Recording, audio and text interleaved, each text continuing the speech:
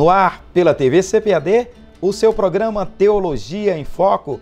O nosso entrevistado de hoje é líder da Assembleia de Deus, Parque Buenos Aires, Ministério Templo Central, em Fortaleza, Ceará. Ele também é escritor, comentarista de lições bíblicas de Escola Dominical de Jovens da CPAD, é doutor em filosofia e professor titular da Universidade Estadual do Ceará. Seja muito bem-vindo, Pastor Tiago Brasil. Muito obrigado, Pastor Gilberto. Uma alegria estar com o senhor aqui mais uma vez, com todos os nossos internautas que participam, que são cadeiras cativas desse programa que já se tornou um sucesso na internet, produzido e desenvolvido pela nossa casa publicadora. Fazer também a ressalva, eu acho isso importante, do brilhantismo e do comprometimento da CPAD com o público brasileiro em produzir conhecimento teológico de qualidade em meio a essa pandemia, em meio a esse momento tão difícil em que programas e ações como estas nos ajudam a ter esperança de dias melhores. O foco de nossa entrevista de hoje é antropologia bíblica. Vamos ao foco.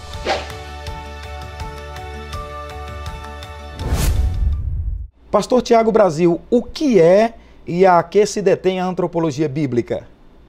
Bom, Pastor Gilberto, a antropologia bíblica é um campo de estudo e de investigação da teologia. Eu diria que a teologia, desse ponto, se torna um macrocampo e se subdivide em áreas específicas. Uma dessas áreas é a antropologia bíblica.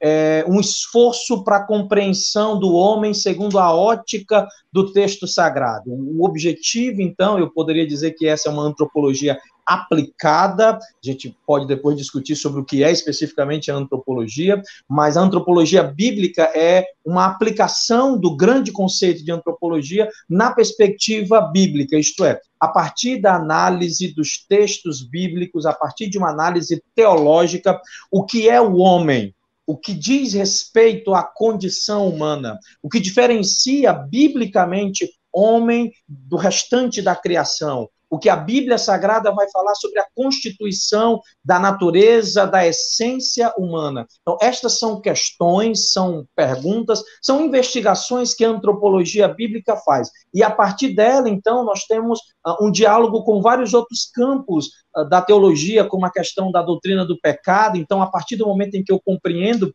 qual é a condição humana, por exemplo, eu posso dar conta do porquê e como o pecado afetou a humanidade. A partir, por exemplo, da questão da doutrina da salvação, entendendo quem é o homem, que ser é este que carece da salvação, eu posso, então, entender determinados meandros da própria doutrina da salvação. Então, de novo, a antropologia bíblica é um campo específico do estudo teológico a partir do qual se faz uma análise, se faz uma investigação sobre aquilo que é o homem, o que é a condição humana, e a partir dessa análise há uma repercussão para a compreensão geral daquilo que é o homem em todos os aspectos da doutrina cristã, da teologia bíblica e do modo de pensar segundo uma ótica da palavra de Deus. A antropologia, de modo geral, Pastor Tiago, defende que a origem do homem se deu através de um processo evolutivo. Já a antropologia bíblica diz que foi um ato da criação divina. A pergunta que não quer calar é esta: de onde viemos? Vamos lá, caríssimo Pastor Gilberto. Como a gente diz aqui no Nordeste, você me apertou sem me abraçar. Essa, sem dúvida alguma, é uma das questões mais sérias, e só essa pergunta sua especificamente daria um programa como um todo. De um modo geral, o que eu posso dizer é que a antropologia, como campo de investigação, ela pode ser aplicada em várias áreas. Por exemplo, a antropologia em si, ela indaga sobre a questão do que é o homem, como o homem surgiu, de que maneira se estruturou a natureza, a cultura, aquilo que é a humanidade. E ela pode ser subdividida em áreas aplicadas. Por exemplo, a gente tem a antropologia filosófica, que é um modelo antropológico de análise da condição humana a partir de categorias filosóficas. Então, a ideia de que o homem é um ser com abertura para o transcendente, a ideia de que o homem é um ser de intersubjetividade, a concepção de que o homem é um ser de linguagem, e assim de várias outras maneiras. Eu poderia fazer uma análise apenas a partir de uma antropologia filosófica. O próprio campo da antropologia em si, como área das ciências sociais, é absolutamente importante, de tal forma, por exemplo, que determinados mecanismos de pesquisa e investigação científica, como as investigações etnográficas, são campos que surgem a partir da própria antropologia.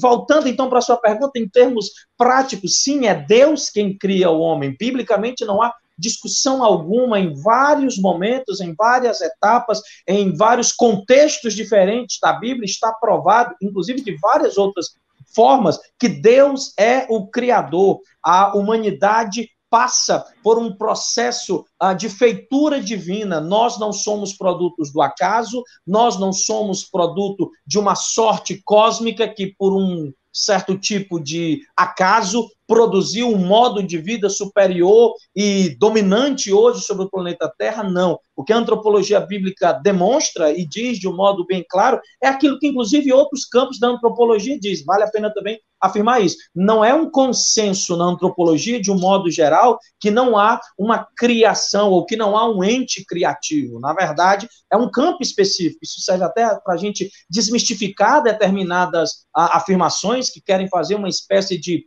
briga, de litígio entre ciência e Bíblia, entre ciência e teologia, entendendo que, na verdade, o modo de compreensão daquilo que é humano como partindo de um ato criativo divino é uma afirmativa bíblica, que existem, inclusive, alguns outros campos científicos, antropológicos, que vão dizer que sim, há um processo criativo, a humanidade é resultado de um telos, e essa finalidade humana, ela vem de um ser criador, de uma mente criativa que pôs o mundo para a existência. Para além dessa discussão, volto, nós somos feitura divina, nós somos criaturas feitas pela mão poderosa do Deus eterno e carregamos as digitais de Deus em nós. Isso talvez é a coisa mais importante, né? Paulo vai dizer que a grandeza de Deus e o seu glorioso poder se manifestam pela natureza. Romanos, capítulo 1. Deus dá-se a conhecer pela natureza. E eu posso dizer ainda mais que a glória de Deus, o poder de Deus, a majestade divina se revela também na humanidade. E aí talvez seja uma questão para a gente pensar depois, mas que humanidade é essa? A humanidade que polui, a humanidade que destrói, a humanidade que assassina? Essa humanidade é representativa de Deus? Com certeza não. Mas sim, a humanidade que ama, que acolhe, que é generosa, que nesse tempo de pandemia está sendo solidária, essa humanidade é sim espelho, é demonstração, é manifestação da imago Dei, da imagem divina que está sobre a face da terra. Pastor, e é correto dizer que o homem, então, é a coroa da criação? Esse argumento não seria, de certa forma, um argumento antropocêntrico? Bom, eu penso que isso vai depender da forma como você entende ou entenderia essa concepção de humanidade como coroa da criação, entendendo a humanidade como aquele, você poderia dizer, não, a humanidade, então, é o grupo que reina, que governa, alinhado, por exemplo, com aquilo que é o mandato cultural que está lá em Gênesis capítulo 1, quando Deus ordena, declara a Adão, governe, cuide, zele do jardim, de todos os seres. Em determinado momento Deus diz, nomeie, diga o que eles são, faça então a gestão ambiental de tudo isto que eu tenho dado a você. A partir do momento que você entende a ideia de que a humanidade então estava responsável pela criação, desde o jardim, nós podemos entender então que essa ideia de humanidade como coroa da criação, se ela for entendida como a humanidade é responsável, esse coroamento não é de uma natureza despótica, onde Adão, onde a humanidade, onde os filhos de Adão vão explorar e expropriar a natureza para se beneficiar. Não, a ideia da coroação da humanidade é muito mais uma questão de responsabilidade. Pesa sobre os ombros da humanidade o cuidado com a criação que Deus fez. Então, se eu quero dizer que a humanidade é a coroa da criação como ponto áureo, como ponto ápice da humanidade, em primeiro lugar, eu preciso entender que não há nada na natureza igual aquilo que a humanidade é. Sim, nós somos únicos enquanto criação divina. Em contrapartida, isso pesa sobre nós a responsabilidade, não de usurparmos e destruirmos a natureza que Deus fez, mas antes de cuidarmos e zelarmos como aqueles que foram criados, constituídos por Deus para serem os grandes jardineiros, os grandes cuidadores, ou para usar uma expressão, os grandes pastores de toda a natureza feita por Deus. Pastor, e como entender a expressão imagem e semelhança de Deus, citada em Gênesis capítulo 1, versículos 26 a 28? Excelente. Essa, sem dúvida alguma, é uma pergunta desafiadora, porque, a princípio, e essa é uma questão importante, como se trata de um termo que fala sobre imagem, como se apela a um elemento imagético, a ideia que alguém vai tentar compreender é que, olhando, e aqui não é um olhar que prescruta, não seria um olhar que avalia, mas antes seria um olhar meramente humano, alguém quer achar que esse olhar seria meramente físico. Então, Deus teria um nariz, Deus teria duas orelhas, Deus teria dois olhos. Para algumas pessoas, isso seria o imagem e semelhança, a questão de tentar compreender, olhar para a humanidade e pela humanidade ver o que Deus é. De fato, a gente precisa compreender que todas as imagens ou todos os esforços descritivos da divindade estão a partir de comparações com aquilo que a gente pode acessar. Então, a mão de Deus, os pés de Deus, os olhos de Deus, são imagens que tentam dar conta de elementos comparativos com aquilo que está ao nosso acesso. É evidente, e isso é importante, que isso não descreve definitivamente o que Deus é, porque Deus é muito mais. Deus é muito mais complexo, Deus é muito mais rico, Deus é muito mais poderoso do que as categorizações humanas podem definir. O que eu, então, preciso entender é que quando a Bíblia afirma que a humanidade, o homem, o ser humano, e aí é importante apontar isso, né? Não é apenas o macho, não é apenas Adão, mas é a humanidade. A humanidade é a imagem e semelhança de Deus, querendo, então, afirmar, de um modo importante, que nós carregamos parte daquilo que se manifesta exclusivamente na divindade, como poder de criação, como poder de vontade, como poder que faz o mundo ser diferente. Nós somos o único ser cultural, ou seja, que toma a natureza bruta e é capaz de transformá-la para produzir algo que a natureza não fez. Imagem e semelhança de Deus nós somos, porque somos seres responsáveis, porque somos seres de liberdade, porque somos seres de vontade, porque somos seres intelectuais, somos seres capazes de pensar, porque somos, sim, seres capazes também de ser responsabilizados. Eu não posso responsabilizar a animalidade, a natureza, que por si só não se gesta. Eu preciso entender que nós, enquanto responsáveis pelo jardim de Deus, pela humanidade, somos sua imagem, somos semelhantes a ele, semelhantes naquilo que nos faz seres responsáveis pelas tarefas que nos foram dadas. Então, para terminar, imagem e semelhança não quer dizer que Deus tem um cabelo assim, um cabelo do outro jeito, que a cor da pele de Deus é de uma maneira, até porque o nosso Deus é espírito e a compreensão dele ultrapassa toda e qualquer definição daquilo que seria uma categorização de uma corporeidade humana. Vamos para um breve intervalo, pastor Tiago, e já já voltamos, tá bom? A você, amigo e irmão internauta, já já estamos de volta com o seu programa Teologia em Foco. Descubra no segundo trimestre de 2021 lições bíblicas da CPAD, dons espirituais e ministeriais, servindo a Deus e aos homens com poder extraordinário. Conheça sobre o propósito dos dons, os dons de revelação e poder, o ministério de profeta, evangelista e pastor, a multiforme sabedoria de Deus e muito mais. Estude as Sagradas Escrituras com as lições bíblicas da CPAD. CPAD. Neste trimestre, comentada pelo pastor, escritor e professor Elinaldo Renovato. E nas lições bíblicas de jovens, iremos fundo na carta de Paulo aos Coríntios. Veja sobre o caráter da pregação de Paulo, a imaturidade espiritual dos coríntios e entenda sobre o crescimento que Deus dá à sua igreja. Não perca este trimestre. Estude com as lições bíblicas da CPAD. Adquira em nossa loja virtual cpad.com.br ou visite uma de nossas lojas com toda a segurança. Teremos um grande prazer em recebê-los. À venda em todas as livrarias evangélicas do Brasil. E você ainda pode fazer seu pedido pelo telefone 0800 021 7373. CPAD, a editora da Escola Dominical. Vivemos uma onda de ataques ao movimento pentecostal e a fé de muitos tem se esfriado. É chegada a hora de clamarmos por um avivamento para nosso tempo. A promessa é para vós e vossos filhos. Uma campanha nacional pela busca do batismo com o Espírito Santo e dos dons espirituais. Acesse campanhaapromessa.com.br. Uma realização CGADB e CPAD. De volta com seu programa Teologia em Foco, entrevistando o pastor Tiago Brasil, falando sobre antropologia bíblica.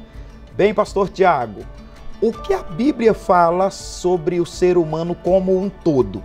Como nós podemos entender, por exemplo, a existência do corpo, da alma e do espírito em um mesmo ser?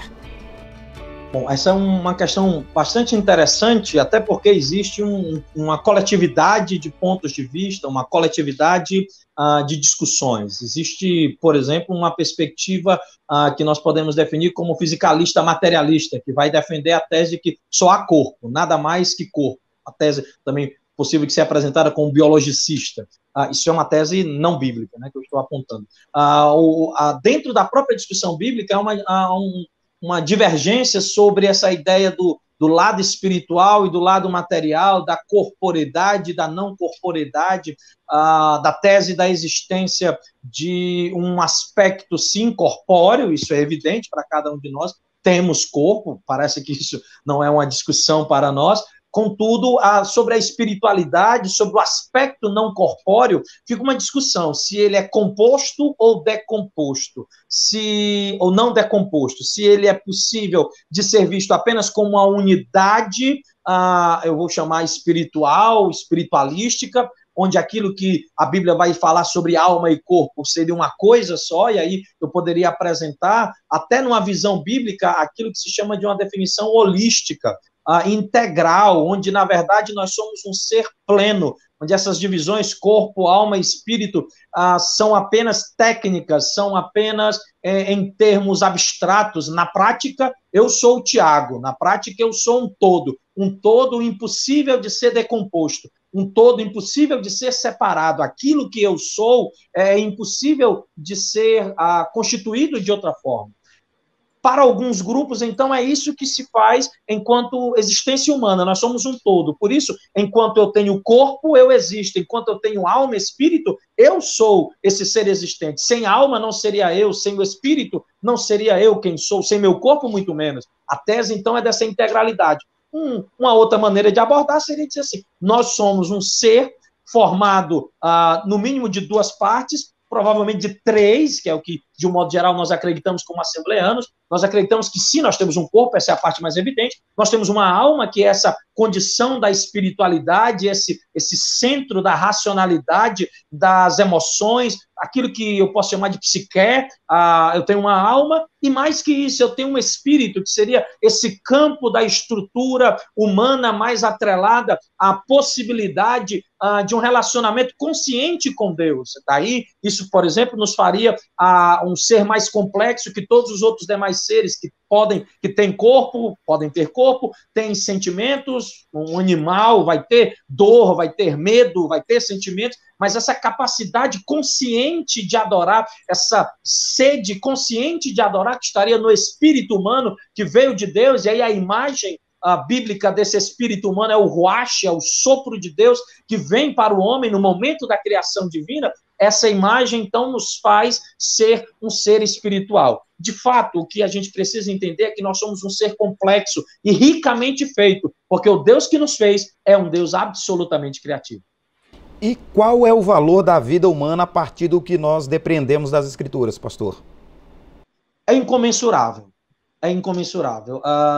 Não pode ser precificado, por exemplo. E essa é uma questão muito interessante, porque, em virtude disso, desde os primórdios, o cristianismo está associado a um conjunto de lutas que denunciam e confrontam todo o sistema escravocrata. Isso é muito importante. É célebre o texto, a carta que Paulo escreve a Filemon, dirigida, na verdade, a esse rico homem, esse rico senhor de escravos, Filemon, para pedir auxílio e ajuda a um indivíduo chamado Onésimo, que naquela sociedade estava escravizado. E aí Paulo discute, entre outras coisas, diz a Filemon de um modo muito forte: receba-o como se fosse o meu próprio coração, porque talvez ele se apartou de ti por um instante de tempo, para que você o recebesse não mais agora como escravizado, mas como teu irmão. Recebe-o como a mim mesmo. Nessa perspectiva, está bem claro na Bíblia Sagrada que a vida humana é incomensurável, não pode ser precificada. Daí a gente pode pensar, a partir da perspectiva bíblica, de várias implicações no campo bioético, sobre venda de embriões, sobre o uso de embriões, sobre a maneira pela qual se tem dados com relação à eutanásia, sobre modificações corporais, de uma tal forma que a gente pode tratar sobre aquilo que é a vida humana como bem. Não faz sentido, e essa é uma discussão importantíssima, qualquer tipo de análise que queira precificar a vida e dizer é melhor resolver esse problema do que cuidar da vida humana. A vida humana é um bem nela mesma, e um bem nela mesma porque Deus assim o fez, porque Deus assim o constituiu. Logo, é dessa forma que nós precisamos compreender. Somos seres criados por Deus com um valor inestimável. Para terminar, é o Pedro, né, que diz que vocês foram comprados não por preço de coisa humana, mas pelo precioso sangue de Jesus. E em um mundo assim, antropocêntrico, não há uma certa contradição a vida humana ser tão pouco valorizada? De fato, né? A gente pode falar, usando uma categoria contemporânea, é como se você tivesse uma vida humana descartável. É como não valesse nada a humanidade. É a gente pensar a maneira pela qual alguns grupos econômicos, alguns grupos sociais investem tempo, dinheiro, atenção na prospecção de riquezas, enquanto hoje seria possível, por exemplo, sanar toda a fome mundial. Enquanto hoje seria possível, se as grandes fortunas do mundo se unissem, nós não teríamos problema na fabricação de insumos e de elementos, por exemplo, para a Covid-19, estaria resolvido. Eu concordo com o senhor, é um absurdo, é um contrassenso a humanidade ser tão valorizada, mas na medida em que se reconhece o valor humano, se desvaloriza. Se desvaloriza em nome das coisas, em nome dos objetos, em nome da posse, em nome da riqueza, em nome de tudo aquilo que Jesus denuncia, porque o que ele faz, e essa é uma característica do discurso de Jesus, é que ele humaniza as pessoas. Pode parecer uma contradição, mas é um fato. Jesus humaniza as pessoas, dá-lhes respeito, põe sobre elas a verdadeira dignidade que cada um de nós precisa carregar. Nesse ponto, nós precisamos ser cada vez mais cristãos, precisamos ser cada vez mais jesuânicos, cristocêntricos, defender um evangelho que valorize pessoas, não riquezas, não coisas, não objetos, não troços. Mais que isso, um evangelho que não objetifique as pessoas, que não coisifique, que não torne as pessoas como se fossem meras fontes de riqueza, de entretenimento ou de preenchimento de espaço. O que nós precisamos entender cada vez mais é que a humanidade precisa ser respeitada, e respeitar a humanidade é um processo cristão. Para terminar, pastor Gilberto, é só entender que toda a revolução, por exemplo, dada na modernidade, com esse acento na humanidade, veio do protestantismo. É a partir de Lutero que se tem essa concepção que o homem deve estar no centro para fazer aquilo que é uma leitura da Bíblia, uma compreensão de mundo, um respeito da individualidade, os direitos fundamentais, a propriedade privada. Todos esses elementos brotam de um contexto fundamentado na reforma protestante. O problema é quando isso se tornou um hiper-humanismo, um ultra-humanismo, aí se deteriora, aí degringola. O plano inicial, que era de valorização humana, se volta contra nós mesmos. E agora se torna um processo de destruição e desumanização. Ainda falando sobre essa questão da desvalorização humana, pastor, o senhor acredita que exista um movimento aí em que esteja tirando o homem como a coroa da criação, como o senhor falou há pouco, e colocando o ser humano como um ser assim de segunda categoria e elevando a natureza, os outros seres criados como mais importantes do que o ser humano no contexto geral da Terra? Por exemplo, a natureza e os animais, de certa forma, inclusive até em algumas leis aqui no Brasil e mundo afora, a natureza e os animais irracionais têm mais valor do que o ser humano. O senhor acha que esse movimento existe ou não? É uma ideia furada? Porque já ouvi falar bastante a respeito desse movimento que está bem corrente e crescente, inclusive. Eu acho que são questões interessantes de pensar. Em primeiro lugar, a gente já discutiu isso. A natureza é responsabilidade nossa. Deus nos fez como seres ecológicos. Quando a gente pensa lá em determinadas ordenanças no Antigo Testamento, mesmo no Pentateuco, de uso da terra, por exemplo, a Bíblia Sagrada usa princípios que são princípios absolutamente ecológicos, dando conta, por exemplo, da ideia do ano do jubileu, do descanso coletivo, que tem impacto não apenas na liberdade de determinadas pessoas, mas também no descanso da própria terra. Então, biblicamente, não há dúvidas que nós devemos ser os primeiros a defender, sim, a natureza, a defender os animais, a defender o mundo orgânico e inorgânico que Deus fez. Afinal de contas, foi Deus quem fez. Contudo, e aí eu sigo respondendo o que o senhor apresentou, a extrapolação disso, colocar seres inanimados, como a natureza inorgânica, ou mais, seres animados, mais animais, acima de um direito humano, é algo controverso e eu penso que precisa ser limitado a um instante, eu diria até de um elemento prático. Qual sentido faz alimentar um conjunto de animais e deixar crianças morrendo? Qual sentido faz preocupar-se com a manutenção plena de um determinado ecossistema e não lutar pela libertação de pessoas que vivem em condições análogas ou em totais condições de desprezo, de vulnerabilidade e em alguns até de escravidão? O que nós precisamos entender é que nós não podemos cair nos extremos. Nós nem podemos ser antropocêntricos no sentido perverso, de que tudo está para o homem e tudo só beneficia o homem, mas nós não podemos ser também exagerados nesse discurso ecológico a tal ponto de desvalorizar aquilo que é o sentido da própria vida humana.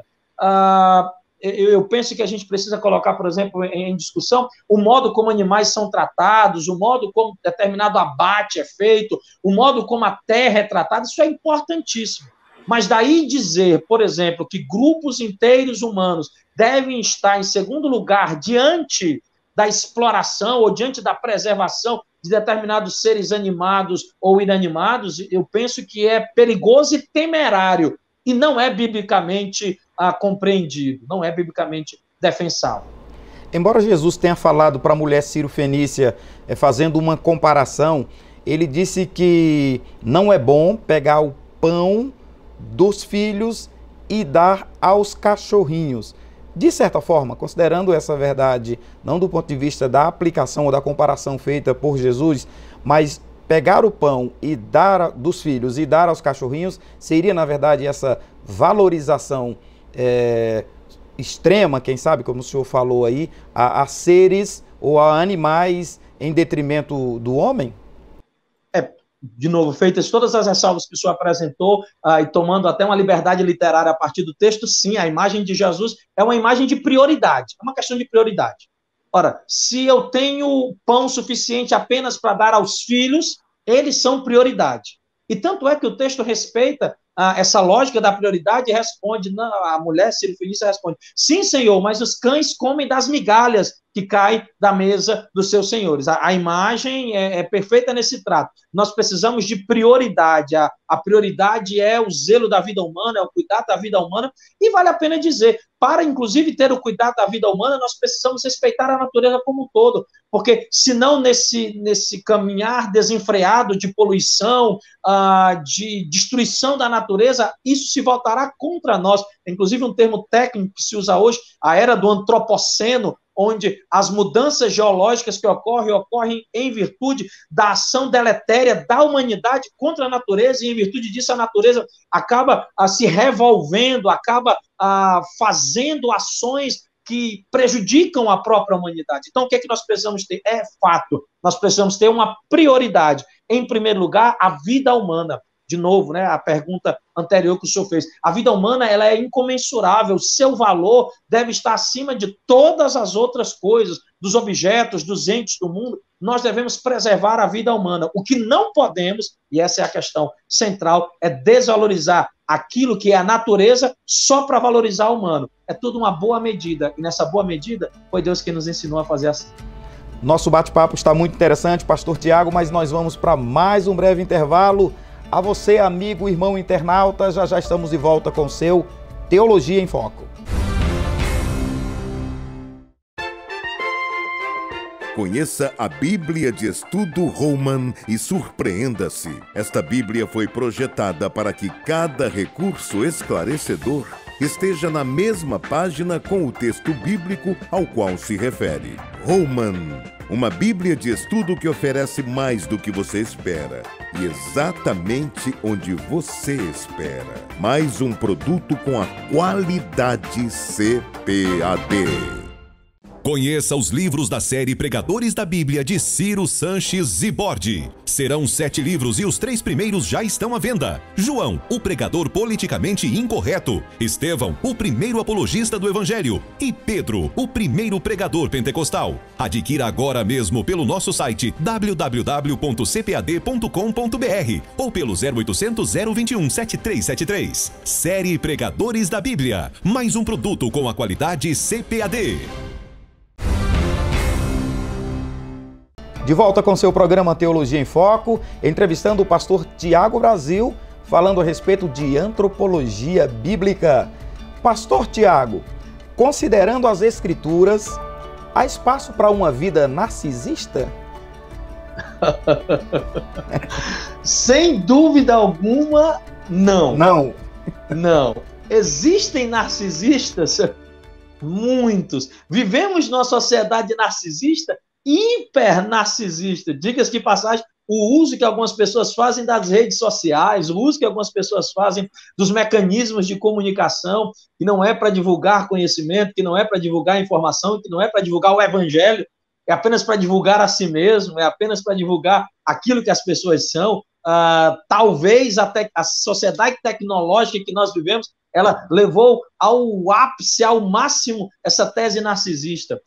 Sim, existem pessoas narcisistas, mas biblicamente isso é um absurdo, isso é ridículo, porque nós somos seres de coletividade. Quem é o Narciso, né?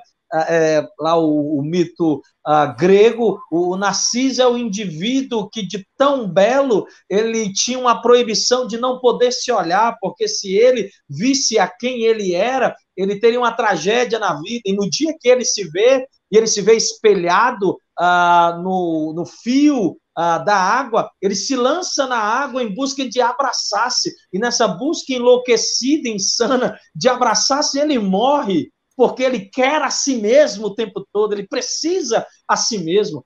Sabe, pastor Edilberto, é tão absurda essa tese narcisista que hoje nós temos um evangelho narcisista, onde você está em primeiro lugar, onde você é superior, onde você, e aí é você, e Deus é uma figura acessória desse culto.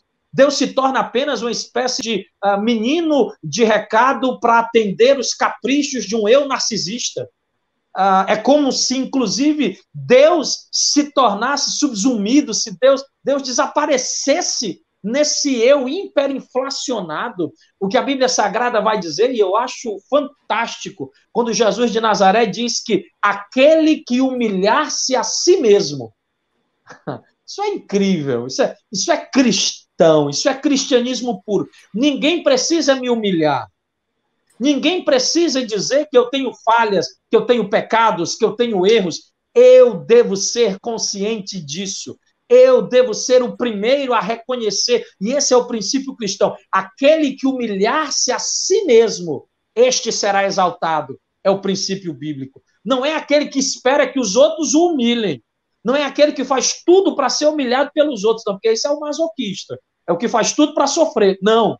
É aquele que reconhece suas limitações, reconhece os seus erros, sabe que é pecador, sabe que carece de Cristo e, por isso, ele busca lançar-se nos braços do Pai Todo-Poderoso. A tese, então, é simples. Não há espaço para um cristianismo narcisista. Qualquer tipo de versão narcisista ou qualquer tipo de cristão narcisista, este não é de Jesus. É claro, por favor, nós não estamos falando de alguém que também quer chegar ao outro extremo, ao outro ápice, né? Nós estamos sempre transitando para evitar esses extremos. É o extremo do indivíduo que é maltrapilho, do indivíduo que faz questão de não se preparar, de não, sei lá, fazer o mínimo. Eu vim dar essa entrevista, eu botei o meu melhor paletó, fiz a barba, pintei direitinho o cabelo. Para quê? Não é narcisismo, é só cuidado de si. O problema é quando o indivíduo gravita em torno dele mesmo 24 horas por dia e só pensa nele. O extremo é quando ele quer, inclusive, destruir a natureza que Deus criou e que o fez. Não há espaço para um evangelho narcisista. Infelizmente, vivemos numa sociedade narcisista e esse narcisismo entrou nos louvores, entrou em algumas orações, onde as pessoas oram lá que nem o religioso da parábola de Jesus. Graças te dou, ó Pai, porque não sou como os demais homens, sou a Coca-Cola do deserto. Enfim, gente que, ao invés de orar para falar com Deus, fala de suas qualidades, fala de si mesmo.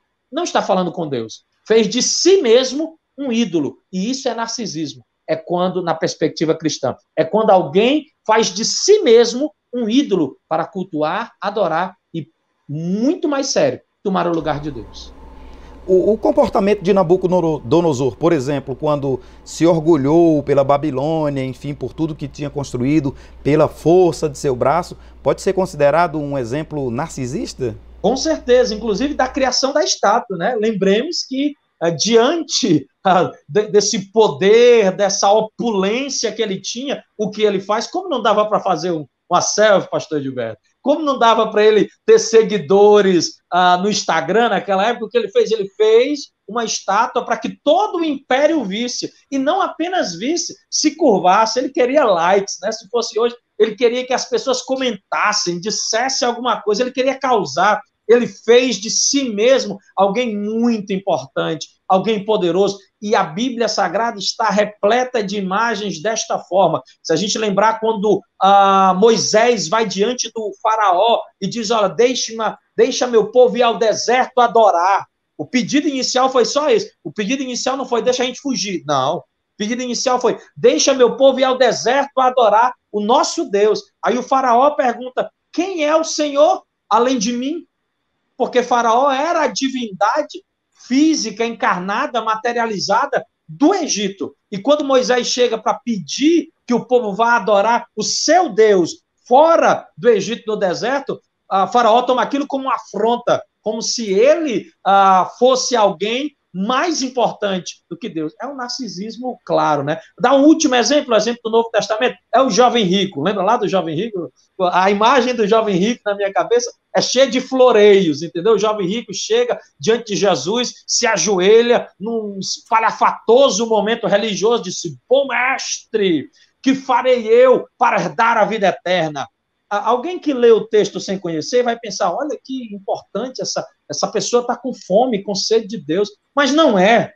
Ele só quer elogio para si mesmo. Tanto é que Jesus disse, bom só Deus, porque o que ele queria ser chamado de bom discípulo. Se Jesus era bom mestre, ele queria que o bom mestre o chamasse de bom discípulo. E como Jesus não ia reforçar o narcisismo dele, Jesus diz, bom só Deus. Aí Jesus faz tudo, obedece os princípios, obedece a lei. Ele diz, mas eu faço isso desde a minha mocidade. De novo, ele não queria saber o que era importante fazer para servir a Deus. Ele queria saber como ele poderia ser bem visto pelos outros que estavam à sua volta. É um exemplo de manifestação religiosa narcisista. E, infelizmente, está cheio disso em vários exemplos da Bíblia e, hoje em dia, de muita gente também vivendo assim. Pastor, em que é que o ser humano se diferencia em relação aos demais seres criados? Porque a pergunta, Salomão, ele fala em Eclesiastes a respeito de uma comparação que é feita lá entre os homens, entre os humanos e os animais, sobretudo quanto à questão da morte. Bem, assim como são os animais, também são os seres humanos. Em que é que nós, seres humanos, nos diferenciamos, então, dos demais seres criados? Especificamente nesse texto, o que Salomão está querendo falar é sobre a finitude, que inclusive é uma temática recorrente no livro do Eclesiastes. O que ele está querendo dar conta é que tudo tem seu fim. Então, nessa comparação entre humanos, animais, entre humanos e não humanos, animais, humanos e animais não humanos, o que a Bíblia Sagrada, naquele momento, no discurso do pregador, está querendo apontar é sobre a finitude. Todos nós somos finitos. A vida humana também é finita. Mas é evidente que nós precisamos diferenciar aquilo que é a vida humana da vida não humana. Aquilo que é ser um animal que se compreende como humano e outro animal que existe na sua animalidade. Essa é a diferença central, é a capacidade de ser conscientes. Nós somos conscientes de nossos atos. E por sermos conscientes de nossos atos, por exemplo, somos seres de liberdade. E por sermos seres de liberdade, somos seres que temos a capacidade de controlar a nossa volição. Isto é, se eu quiser, hoje, eu posso tomar uma decisão. Se eu quiser, hoje, eu posso dormir mais cedo. Resolvi dormir às 21 horas, vou dormir bem cedo. Eu decidi, eu vou fazer isso. Existem animais que hibernam. Existem animais, por exemplo, como os anfíbios, que determinado tipo de clima faz com que eles fiquem em uma condição, determinados répteis também, fiquem em uma condição de quase hibernação. Não depende deles, depende do meio ambiente. Então, eles vão ficar mais quietos, mais calmos. Determinados animais, quando estão em uma certa época de sua existência, eles precisam reproduzir. O instinto da reprodutibilidade para eles é uma determinação. Eles precisam fazê-lo. Não é o mesmo no nosso caso. Nós temos controle sobre nossas paixões, sobre nossos desejos, sobre nossos impulsos. Aquilo que nós desejamos fazer, fazemos-lo porque desejamos, porque queremos. Mais que isso, porque decidimos fazer. E ao fazê-lo, somos conscientes dessa decisão. Então é isso basicamente que nos diferencia dos demais seres. Nossa capacidade de pensar, que nos faz ser conscientes. Como conscientes somos livres, como livres somos detentores da nossa volição.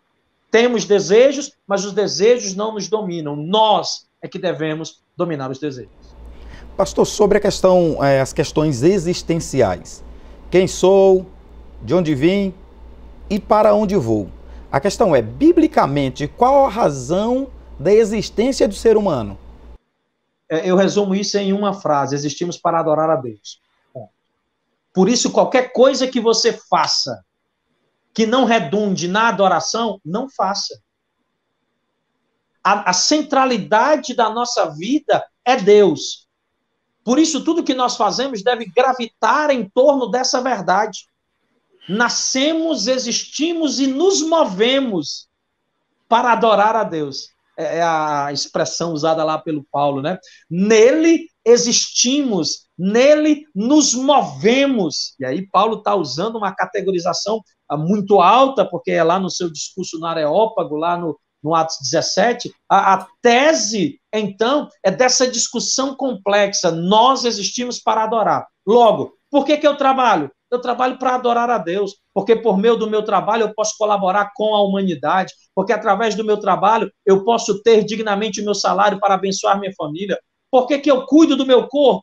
Eu tento fazer atividades físicas para que eu não seja um peso para a sociedade, para que eu não precise, em determinados momentos, estar com enfermidades que são resultados de uma vida mal gerida. Então, eu preciso cuidar de mim mesmo. para a glória de Deus. Por que que eu cuido do meu lar? Porque Deus me deu essa ordenança, porque Deus me deu esse trabalho de cuidando do meu lar, eu estarei adorando, eu estarei bendizendo a Ele. Na medida que eu respeito a minha esposa como mulher, como ser humano, isso faz Deus ser glorificado. Na medida em que eu ensino às minhas filhas o caminho da salvação, Deus é glorificado. Por que que eu estou gravando essa entrevista? Por que que eu aceitei participar desse programa com vocês? Por uma simples questão. Isso vai redundar em glória, em exaltação, vai fazer com que o nome de Deus seja bendito. E isso precisa ser em tudo na nossa existência. Se há algo, se existe uma decisão, uma ação a ser tomada que não leva em consideração o princípio da adoração a Deus, isso simplesmente deve ser posto de lado. Vou terminar, pastor Gilberto, dizendo algo que eu falo sempre na igreja. O culto, ele é a Deus. Então, tudo no culto precisa girar em torno de Deus. E se tem alguma coisa que vai aparecer no culto que não é para a glória de Deus, não deve ser feita. Deve ser descartada. Não precisa existir. Se algo está querendo tomar o lugar da adoração a Deus da minha vida, no culto, no mundo, isso precisa ser descartado. Porque Deus é o centro. E é por isso que existimos. É nele que encontramos o sentido na vida e é nele que desemboca a finalidade da nossa existência. O senhor disse aí que era para terminar, mas não vou deixar o senhor terminar agora, não. Vou te dar mais uma oportunidade aí, ou mais um espaço, para o senhor fazer algum acréscimo, enfim, em linhas gerais, tudo que foi dito, tudo que foi perguntado, debatido, enfim, discutido, esclarecido aqui. Se há mais alguma coisa que o senhor considere necessário ser acrescentado, o senhor pode ficar à vontade aí a respeito do tema antropologia bíblica e levar os nossos irmãos a algum esclarecimento extra que porventura tenha ficado aí com a necessidade de ser falado ainda. O senhor tem um espaço para se dirigir aos nossos irmãos internautas com mais algum acréscimo sobre o tema antropologia bíblica. Obrigado, pastor Gilberto. Eu acrescento as discussões contemporâneas que nós temos, por exemplo, sobre as definições daquilo que é humano, sobre as relações entre humanidade e tecnologia, sobre os desafios com os quais nós vamos, em breve, nos confrontar com relação à existência de seres com suposta autonomia, capacidade de decisão, máquinas com capacidade de criação. Nós estamos cada vez mais vendo determinadas máquinas assumindo trabalhos que, a princípio, são humanos, são laborais, são meramente físicos, mas cada vez eles se tornam mais elaborados, mais ricos, mais cheios de habilidade. E aí a minha pergunta vai no limite: o que é que nos torna humanos? Até que ponto eu permaneço humano? Até onde a medicina vai para fazer alterações corporais, para garantir a perpetuação da vida, e isso ainda me deixa humano? O que é que pode ser mudado, retirado de mim, que ainda me garante a humanidade? Eu já consigo fazer transplante de coração, pulmão, rim, fígado, um monte de alterações corporais, mas qual é o limite disso? Será que nós vamos chegar e parece que sim, nós vamos chegar a confrontarmos-nos com a existência de seres que são meio humanos, meio máquinas meio humanas, e de que modo nós iremos encarar essa situação? Quais são os limites que se impõem à ciência e especificamente à recepção de determinadas ações científicas numa perspectiva bíblica, na medida em que se brinca de Deus, em que se brinca de modelar a humanidade, de se fazer determinadas ações que são humanas? Hoje já se consegue fazer órgãos humanos inteiros, já se consegue produzir partes inteiras de corpos humanos. Sim, provavelmente em poucas décadas se farão homens, humanos inteiros, e aí a gente vai ter que confrontar-se com essa situação. Esses seres estarão entre nós, e como nós vamos recebê-los, como nós vamos interagir, de que modo nós viveremos numa sociedade onde não seremos, por exemplo, mais os únicos seres capazes de gerir a própria natureza, capazes de governar o mundo no qual está. Essa, sem dúvida alguma, para mim, é uma das questões mais intrigantes que se põe do limite da condição humana, onde se estabelece.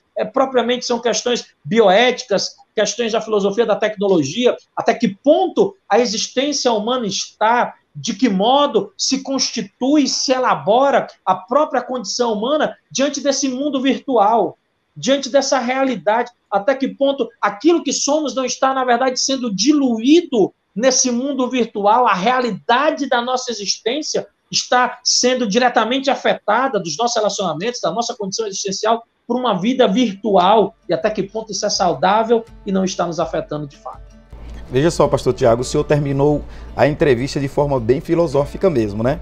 Quer dizer, a entrevista, o senhor foi alvo de perguntas e no final, o senhor encerrou a entrevista entrevistando os nossos internautas. Eu não vou dar resposta alguma. Cada um de nossos internautas com liberdade de refletir a respeito das questões que foram levantadas aí pelo pastor Tiago Brasil. E nós encerramos essa entrevista aqui. Muito obrigado, pastor Tiago. A paz do Senhor Jesus e até nosso próximo encontro, servo de Deus. Obrigado, pastor Edilberto. Deus abençoe o senhor, todos os nossos internautas, e acreditem, aqui é sim um foco. Tá tudo no foco. Meu querido irmão, a paz do Senhor a você que acompanhou a entrevista do Teologia em Foco de hoje. Caso você ainda não seja inscrito em nosso canal, te convidamos a inscrever-se. Você também pode ativar as notificações para receber lembretes de novos conteúdos postados. Também pode curtir, comentar e compartilhar à vontade o programa de hoje. A paz do Senhor a todos e até nosso próximo encontro.